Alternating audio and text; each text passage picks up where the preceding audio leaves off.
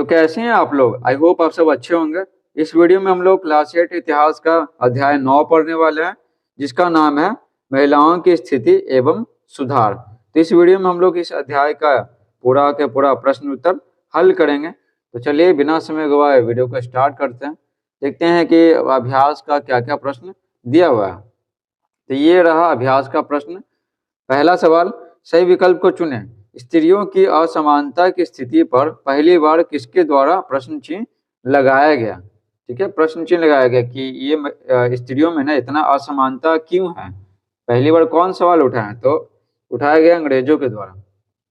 ठीक है। दूसरा सवाल, शिक्षा किस वर्ग की महिलाओं तक सीमित रहा?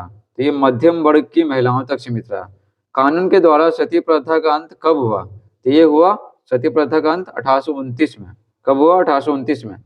अगला है, विधवा पुनर्विवाह के प्रति किसने अपना जीवन समर्पित कर दिया? ठीक है, विधवा पुनर्विवाह लागू करने के लिए ना अपना पूरा जीवन समर्पित कर दिया। तो ईश्वर चंद्र विद्यासागर। ठीक है।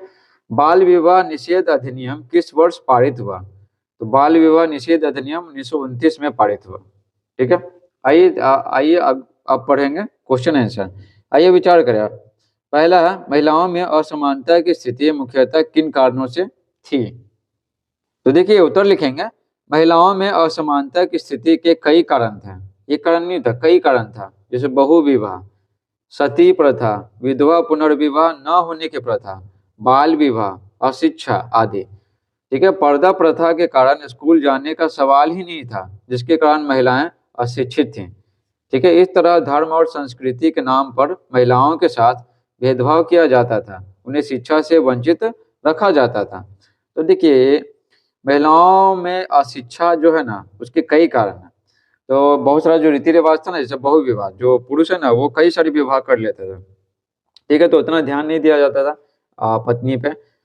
ठीक है। सती प्रथा हो गया, तो पता ही है कि पति की मृत्यु के बाद है ना तिनको उनके अपने पति के चिता पे बैठकर जल जाना पड़ता था जिंदे। ठीक है। तो विधवा पुनर्विवाह का न होना, तो जब बाल विवाह होता था ना, बाल विवाह होता था महिलाओं में, तो ये लड़की की उम्र मान लेते हैं 10 साल है और लड़का की उम्र 30 साल है, 45 साल भी रहता था, 40 साल भी रहता था। ठीक है। तो इसका है ना मृत्यु पहले हो जाता था पति का, और ये जो लड़की है, ठीक है, तो बस फिर से विवाह नहीं होता था। समझे? इस तरह से ना ये इस तरह से जो विधवा है ना, विधवा को समाज में बहुत हीन भावना से देखा जाता था। तो पढ़ने का तो सवाल ही नहीं उठता है। उसके बाद बाल विवाह, बहुत ही कम उम्र में शादी कर दिया गया, तो घर बार संभालने लगे, तो पढ़ेगी कहाँ से? तो ये सब चीज़ है। और क्या, और जो माता पिता है वो पढ़ाना भी नहीं चाहते हैं, तो सोचते हैं कि इसकी मम्मी क्या अशिक्षित है, तो काम चल जा रहा है, तो इसको पढ़ाने की क्या जरूरत है। ठीक है। उसके बाद पर्दा प्रथा था। तो पर्दा प्रथा में कि महिलाओं को चार दीवारी से, घर की चार दीवारी से बाहर निकलना नहीं था, तो पढ़ेंगे कैसे? तो इस प्रकार से ना धर्म और संस्कृति के नाम पर है ना महिलाओं के साथ भेदभाव किया जाता था। दूसरा सवाल, सती प्रथा पर किस प्रकार का विवाद रहा? सती विरोधी एवं सती समर्थक विचारों को लिखें। देखिए सती प्रथा पे ना क्या विवाद था ना, कि एक तो बोल रहे थे कि सती प्रथा रहना चाहिए, और दूसरा बोल रहे थे कि सती प्रथा नहीं रहना चाहिए। समझे? देखिए उत्तर लिखेंगे, सती विरोधी का मानना था कि यानी कि सती प्रथा समाप्त हो जाना चाहिए। तो माना था कि अगर कोई पढ़ाई गई चीजों को ग्रहण ना कर पाए तो उसे अक्षम मान सकते हैं, लेकिन महिलाओं को तो पढ़ने का अवसर ही नहीं मिला है, इसलिए उन्हें पुरुषों से कमतर नहीं कहा जा सकता। तो सती जो समर्थक वो चाहते ना कि सती समर्थक, देखे पहले पढ़ लेते क्या बोलते हैं। जबकि सती समर्थक का मानना था कि औरतें कुदरती तौर पर कम समझदार, बिना दृढ़ संकल्प वाले, अपने पति की मृत्यु के बाद उसके साथ जानने की कामना करने लगती हैं। तो देखिए यहाँ पर आपको समझ में आया कि सती जो समर्थक है, यानी जो सती चाहते थे कि सती प्रथा रहे, ठीक है ना, महिलाएं जिंदा जले हैं, ठीक है, अपने पति की चिता पर। तो बोले ना कि महिलाएं है ना, यानी औरतें कुदरती तौर पे कम समझदार होती है, तो पति नहीं हुआ, पति का मृत्यु हो गया, तो जिंदा रह के क्या करेंगे? अपना जीवन खुद चला नहीं सकती हैं, ऐसा मानना था। और मानना था कि पति का मृत्यु हो गया ना, तो वो चाहती हैं कि पति के साथ ही ना मर जाए। ठीक है। तो ऐसा थोड़ी है कि पति चला गया तो वो भी जिंदा जल जाए, तो ऐसा कोई बात है नहीं।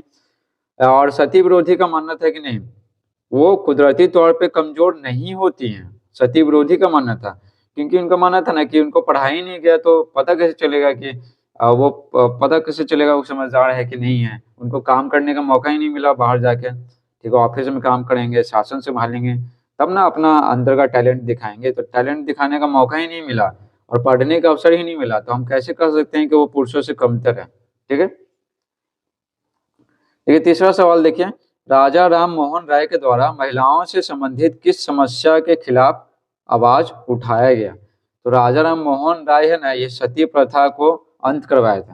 ठीक है, सती प्रथा का अंत करवाए थे। अंग्रेज को बोले ना कि इसको अंत करवाइए, एक कानून बनाइए। देखिए उत्तर लिखेंगे, राजा राम मोहन राय के द्वारा महिलाओं से संबंधित असमानता के खिलाफ आवाज उठाया गया। असमानता, महिलाओं के लिए समानता लाने के लिए वे पश्चिमी शिक्षा को उचित मानते थे, क्योंकि पश्चिमी सभ्यता में ना, यूरोप की सभ्यता में सती प्रथा, ठीक है ना, सती प्रथा हो गया, बाल विवाह हो गया, ठीक है, बाल विवाह, और महिलाओं को पढ़ाया जाता था। ठीक है, तो ये शिक्षा की जो व्यवस्था है, और वहाँ पर महिलाएं बाहर जाके काम करती हैं, शासन भी संभालते थे। तो ये सब जो चीजें हैं ना, ये पश्चिमी सभ्यता में था।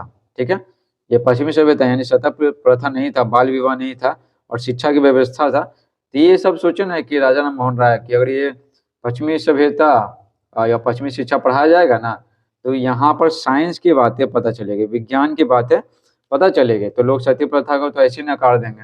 ये कोई लॉजिक है कि पति की चिता पे पत्नी को, है ना, जिंदे जला दिया जाना चाहिए? तो कोई लॉजिक नहीं है। उन्होंने शिक्षा के प्रसार का प्रयास किया। ये सोचा ना कि पूरा पढ़ाएंगे लिखाएंगे ना बच्चों को, सभी लोगों को जागरूक करेंगे, तो ये सब सती प्रथा का अंत हो जाएगा। महिलाओं को भी संपत्ति का उत्तराधिकार मिले, इस बात को भी उठाया गया। उन्होंने सती प्रथा का अंत करवाया, और ये चाहते थे ना कि संपत्ति का उत्तराधिकार मिले। ठीक है, जैसे लड़का को जैसे मिलता ना जितना धन संपत्ति पिता की संपत्ति से, तो उतना लड़कियों को भी प्राप्त हो।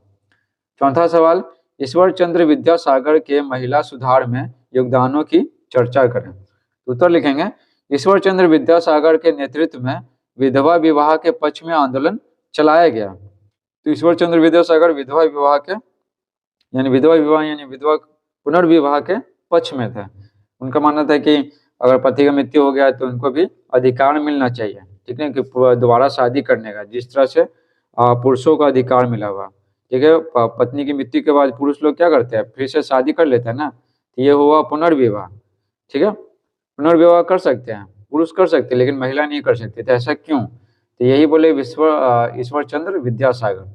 ठीक है, तो ईश्वर चंद्र विद्यासागर के नेतृत्व में विधवा विवाह के पक्ष में आंदोलन चलाया गया। इसके लिए उन्होंने प्राचीन ग्रंथों का हवाला दिया। कोई चाहिए ना, कोई प्रूफ चाहिए ना कि हाँ कि ये सही है, तो ये सिद्ध करने के लिए वो प्राचीन ग्रंथों का हवाला दिए। ऐसा करते हुए वह वास्तव में ऐसे सामाजिक प्रचलन को समाप्त करना चाहते थे जिस पर धर्म की मोहर लगा दी गई थी। तो बहुत सारी जो रीति रिवाज है ना, जैसे सती प्रथा है, ठीक है, विधवा पुनर्विवाह है, ये सब जो चीजों पे है ना, धर्म की मोहर लगा दी गई थी कि हाँ कि ये सही है। ठीक है, तो पहले पता ही है कि जो पंडित लोग कहते थे, जो ब्राह्मण लोग कहते थे, ऊंची जाति के लोग, तो वही माना जाता था। अब देखिए, अंग्रेजी सरकार ने उनके सुझाव को मानते हुए वर्ष 1856 में विधवा विवाह के पक्ष में एक कानून पारित कर दिया कि हाँ अब विधवाओं का फिर से विवाह हो सकता है। 1856 में, 1857 की क्रांति हुआ था ना, 1 साल पहले, याद रखिएगा। 5वां सवाल, स्वामी विवेकानंद ने महिला उत्थान के लिए कौन कौन से उपाय सुझाए? ठीक है, तो महिला उत्थान यानी महिलाओं की तरक्की के लिए, समाज में उनका भी तरक्की हो, इसके लिए कौन कौन से उपाय सुझाए? तो उत्तर लिखेंगे, अपने देशवासियों की कमजोरियों के प्रति विवेकानंद क्षुब्ध रहते थे। ठीक है, देश को सही रास्ते पर लाने के लिए ये महिला उत्थान को आवश्यक मानते थे। ठीक है, विवेकानंद जब देखे ना कि जो आबादी है, आबादी का आधा हिस्सा जो महिलाएं हैं वो शिक्षित नहीं है, तो उनका विकास नहीं होगा तो समाज का विकास कैसे होगा? इसके लिए उन्हें शिक्षित करना आवश्यक था। महिलाओं को शिक्षा के द्वारा ये महिलाओं की गरिमा को बनाए रखना चाहते थे। बहुत लोग मानते थे ना कि महिलाओं को कि उतनी समझदार नहीं होती है, महिलाएं पुरुषों की तुलना में कमतर होती हैं, तो इसीलिए तो महिलाओं की गरिमा को ये वापस लाना चाहते थे।